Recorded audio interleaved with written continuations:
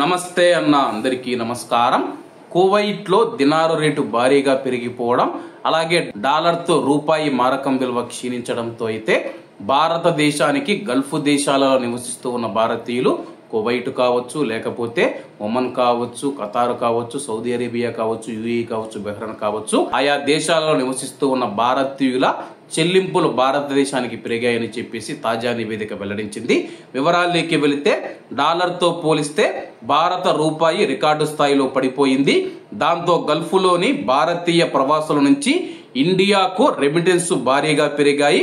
భారతీయ వస్తువులపైన ఇప్పటికే యుఎస్ 50% తారీఫ్లతో రూపాయి విలువ డాలర్ తో 88 రూపాయల 30 పైసలకు చేరుకుందని చెప్పేసి ఇది ఇప్పటి వరకు అత్యంత కనిష్ట స్థాయి అని చెప్పేసి, మరోవైపు కువైట్ దినార్ రేటుతో మనం చూసుకుంటే కానీ కువైట్ దినార్ రేటు అత్యధికంగా చరిత్రలో ఎన్నడూ లేని విధంగా 288 రూపాయలు 287 రూపాయల మధ్య అయితే ప్రస్తుతం కొనసాగుతూ ఉందని చెప్పేసి, మరోవైపు భారత ఏప్రిల్ జూన్ త్రైమాసికంలో ఆర్థిక సంవత్సరానికి సంబంధించి 7.8% వృద్ధిని నమోదు చేసింది.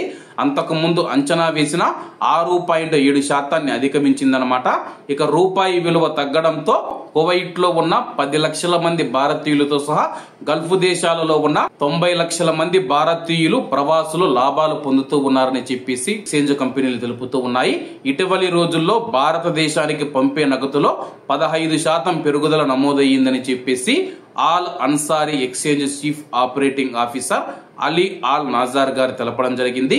అలాగే ప్రస్తుతం యుఏఈ నుంచి కానీ అలాగే కువైట్ నుంచి మనం చూసుకుంటే కానీ పెద్ద మొత్తంలో భారతీయులు ఇండియాకు డబ్బు పంపిస్తూ ఉన్నారు. మరి మీరు కువైట్ నుంచి ఇండియాకు డబ్బు పంపిస్తూ ఉంటే దినారు రేటు ఎంత ఉందని చెప్పేసి కామెంట్ రూపంలో తెలియజేయండి. ప్రస్తుతం మనం చూసుకుంటే దినారు రేటు భారీగా పెరిగింది.